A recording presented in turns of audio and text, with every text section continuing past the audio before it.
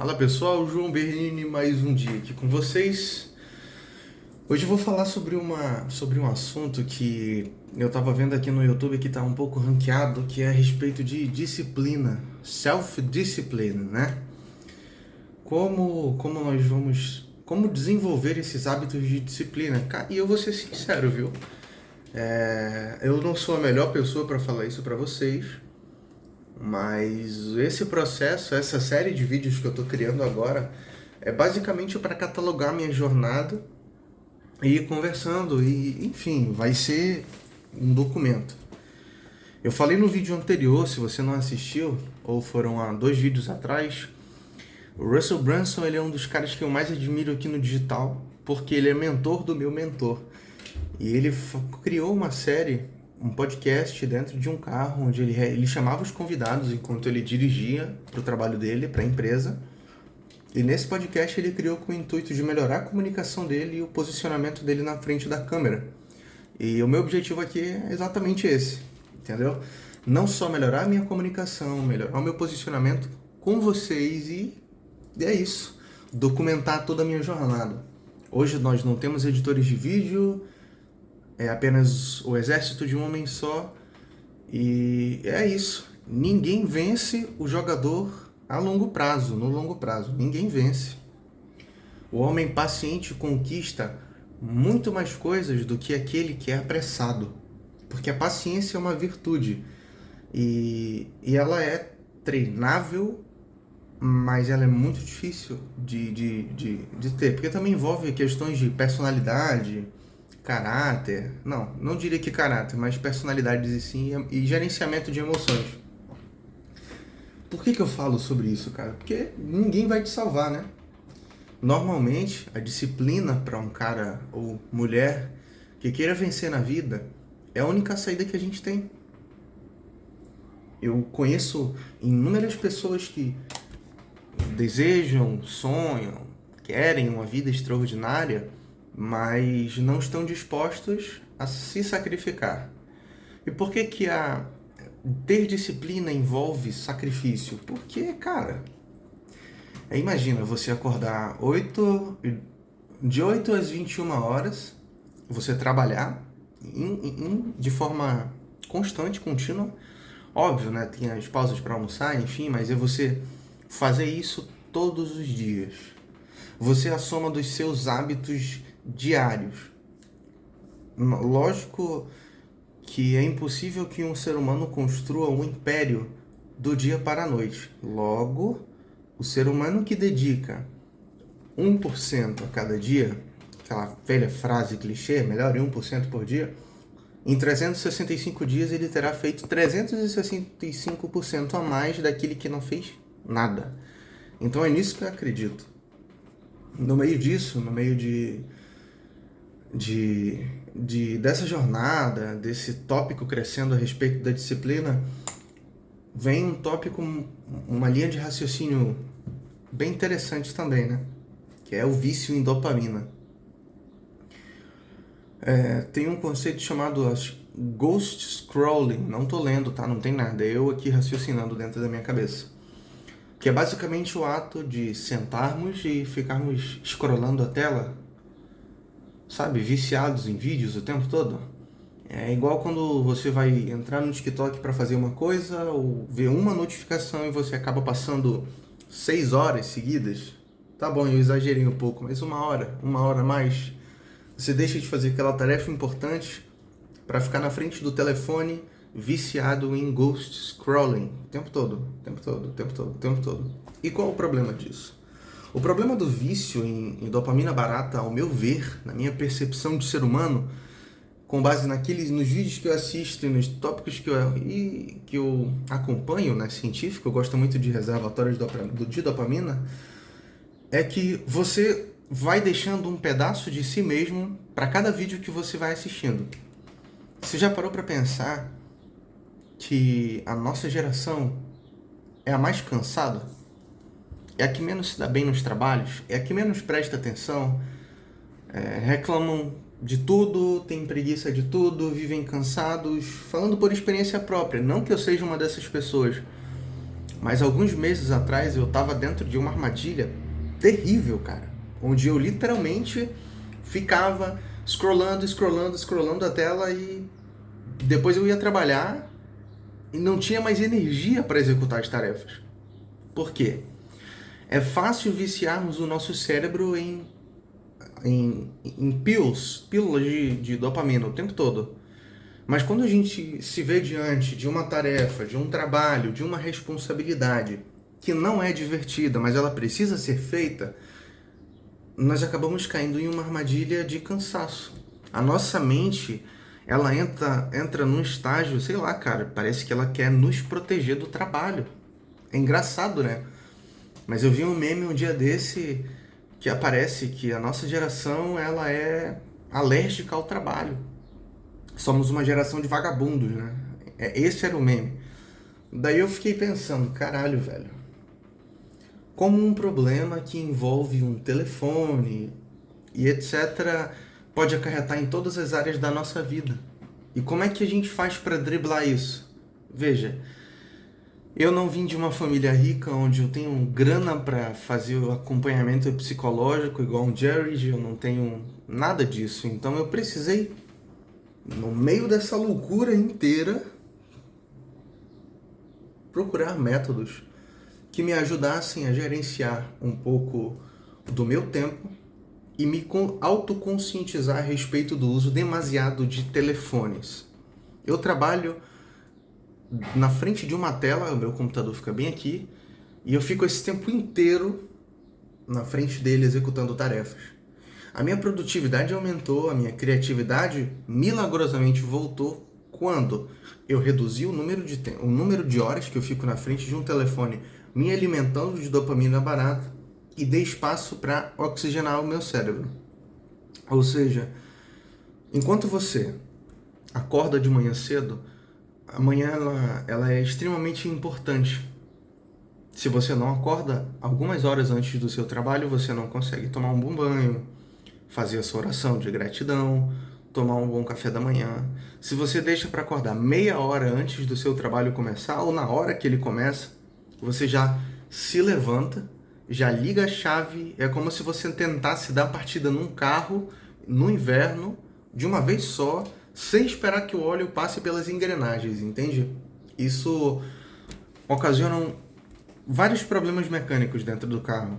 O primeiro, ou ele não vai ligar de primeira, você vai ter que ficar forçando, isso gasta energia e também gasta ali o motor de partida que pode quebrar. Alguns componentes não podem se lubrificar direito e a consequência disso é gerar atrito no motor e desgastar outras peças. Enfim, não é bom, cara. Daí, independente da área em que você esteja, você precisa focar em organizar os seus hábitos e se tornar uma pessoa disciplinada, sabe? É difícil, né? Eu tô falando pra vocês, voltando lá ao assunto em relação a me tornar um super-homem, porque, pra quem não sabe, eu tenho um TDAH, e sim, é considerado a desculpa universal do século. Muitas vezes nós somos diagnosticados com TDAH ou nos autodiagnosticamos com TDAH por não conseguirmos focar em uma tarefa, quando na realidade somos plenamente capazes de executar qualquer coisa que nós quisermos, desde que tenhamos energia para fazer isso. E o nosso cérebro não esteja condicionado a receber estímulos de dopamina barata.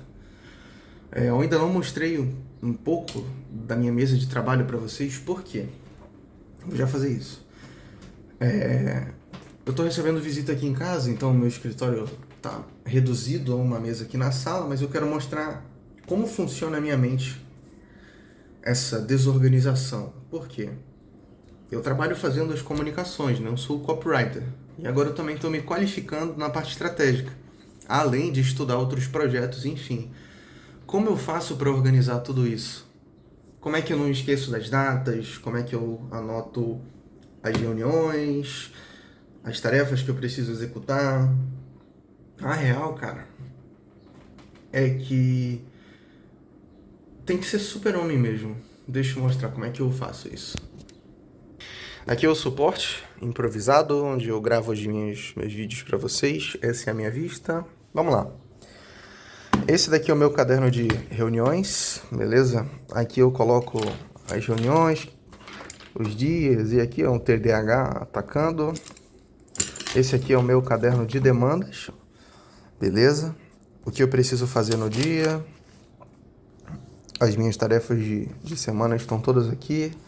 Eu também posiciono um calendário aqui em cima, onde eu vou colocando as datas importantes para eu nunca esquecer dos eventos que eu vou fazendo de lançamento. Trabalho com alguns post-its aqui, ali e ali. Percebe-se? Eu não tenho metodologias inovadoras, eu não uso ferramentas caras, eu não tenho nenhum framework extraordinário. Isso é apenas o fazer de alguém que está disposto a mudar e a melhorar os hábitos, entendeu? Você não precisa, cara, assistir um vídeo no YouTube de um cara te ensinando a como eu organizo o meu dia. Brother, pega a porra de uma caneta, pega um caderno e coloca aqui, ó, um caderno, ele vai ser só para tarefas. Aí você escreve o título, faz um quadradinho no modelo checklist, tipo lista de supermercado, vai matando de uma por uma, enfim, cara. Não precisa de aplicativo, não precisa de vídeo, você precisa querer se organizar, entendeu? Mesmo eu tendo TDAH, se você tiver a mesma condição que eu, for diagnosticado com esta condição, você vai entender que o TDAH ele pode ter momentos de alta energia e momentos de baixa energia. Normalmente, uma pessoa comum, ela recebe a informação, ela guarda dentro de si e aquela informação ela não fica girando na cabeça dela. Mas uma pessoa com TDAH, ela vai ficar girando essa informação infinitamente, porque ela precisa fazer aquilo. E enquanto ela não finalizar aquela atividade, aquilo vai ficar girando, e ela não vai terminar nada daquilo que ela começou. Ela vai, tem que fazer isso, tem que fazer aquilo, preciso organizar isso, preciso organizar aquilo, e no final das contas, chegou 23 horas, ela tá cansada de pensar, não fez porra nenhuma e vai falar, eu vou dormir, amanhã eu faço, e não vai fazer. Você precisa pegar aquilo que tá dentro do seu pensamento e colocar na porra de um caderno e tirar essa responsabilidade de você. Eu cheguei num determinado ponto do meu trabalho em que eu não ganho mal, mas se eu quiser ganhar mais dinheiro, se eu quiser, quiçá um dia poder liderar uma equipe, ter a minha própria empresa, enfim, eu preciso aprender a melhorar os meus próprios processos. Ou seja, a maneira como eu lido com muitas demandas e como eu faço para organizar todas elas dentro de um dia só. E aí a gente vê a diferença de alguém de alta performance e alguém medíocre. É que as pessoas de alta performance, elas são pessoas organizadas. E se você tem essa condição, brother, ou tu vira uma vítima dessa porcaria, ou tu vai lá e faz. E aí, quando tu tiver grana, tu vai lá e trata, toma um remedinho, faz terapia ocupacional, faz uma academia. Eu não tenho grana pra isso ainda, velho. Então, vou fazer o que eu consigo nas condições que eu tenho. Você tá entendendo? Ninguém vai salvar a gente, velho. Eu sonho muito. Eu tenho muitos sonhos, muitos objetivos.